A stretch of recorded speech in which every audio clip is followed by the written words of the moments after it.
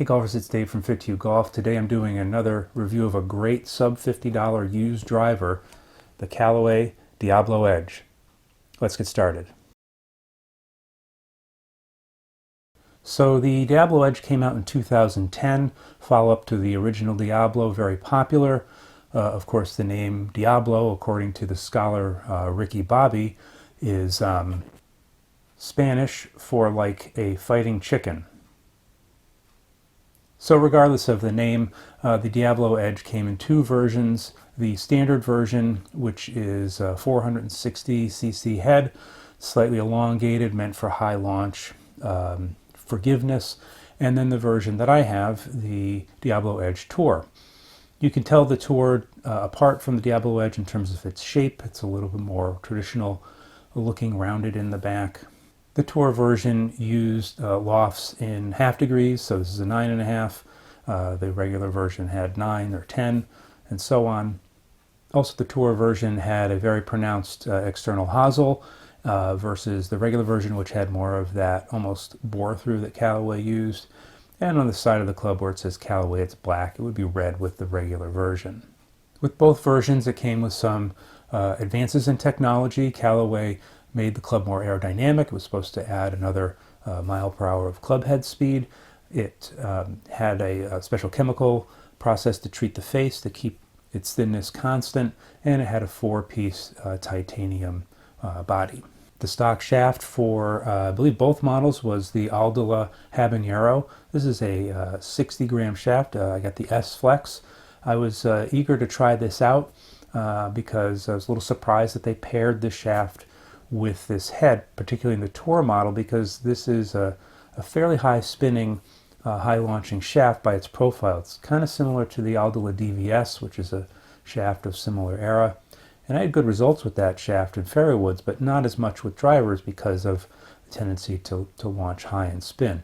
So we'll check out the performance of that just in a little bit. I bought this driver used, and when I received it, it had a separation between the ferrule and the head, and I just saw that as an opportunity to take it apart, weigh everything, flow the shaft, and put it back together.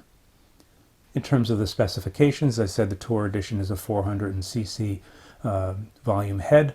This is 9.5 degrees. I measured it at 9.7, so that's excellent.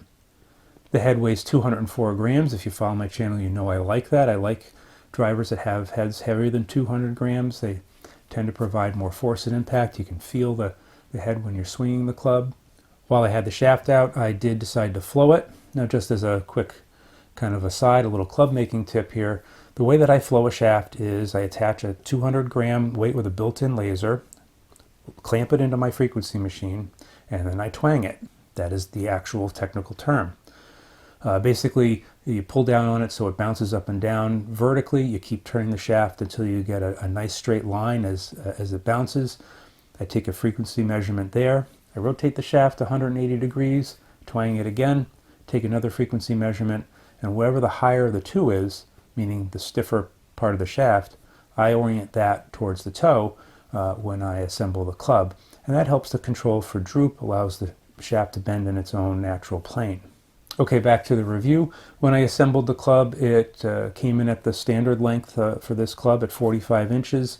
I installed a 55-gram mid-size grip on it, and that brought the swing weight to D2. So let's take some swings and talk about feel and sound. In terms of the look of the club, it really looks nice down at address. I know this sits 1 degree open because it's the Tour, but I just really like the shape and the way that sits. It's not very upright, not very toe up, and it looks like you could really go after it. The sound is kind of muted, not very high pitched, kind of a thud, kind of nice. When you know that you hit the center of the face, you can tell by the feedback.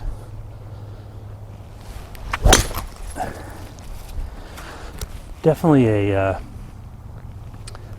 solid sound when you hit it.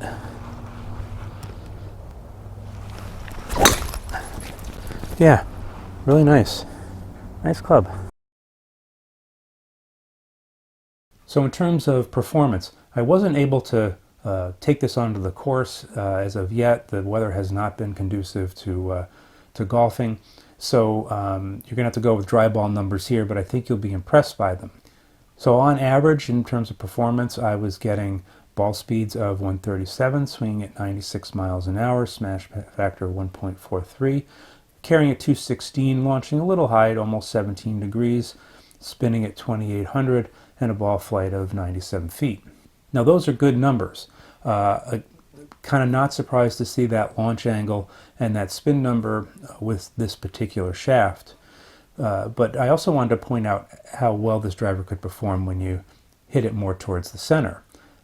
So one of my best shots was still swinging at 96 miles an hour, but getting ball speeds of 142 and a carry of almost 240. It also brought the launch and spin down a bit. So that's great performance. That's as good or better as I would get from my gamer or some of the brand new drivers that I've tried. So in terms of pros and cons, obviously the performance is a great pro, and the price was great. I paid $40 for this. The range was around $40 to $60 for the Diablo or Diablo Tour, but that is a bargain, particularly for a driver that performs so well. If there are cons, like a lot of drivers of this era, there's not the ability to adjust the hosel, the loft, or face angle, or add or subtract weight. And also I'd have to say that in terms of forgiveness, this driver is somewhat forgiving, not incredibly forgiving, and I don't think it's intended to be. This is aimed at a mid to lower handicap. And if you look at my strike pattern, when I first hit the club, I was having trouble consistently finding the center of the face, and that's, I think, probably more me than the club. But in terms of the data, I did see a drop-off of performance of about 10%. Now, once I got used to swinging the club, I was able to hit the center of the club much more readily, and you get really good performance then. So I'm not so sure that I can consider that a con. That's how this driver is intended to perform. And again, the trouble initially finding the center of the face consistently is more the golfer than the club. So put all that together, and this is just a solid eagle. This is a great bargain. So post your comments below. Let me know what you think of the review. Let me know if you're still gaming this club.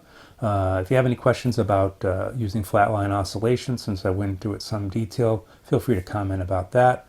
If you can, get out there, play some golf, and stay positive.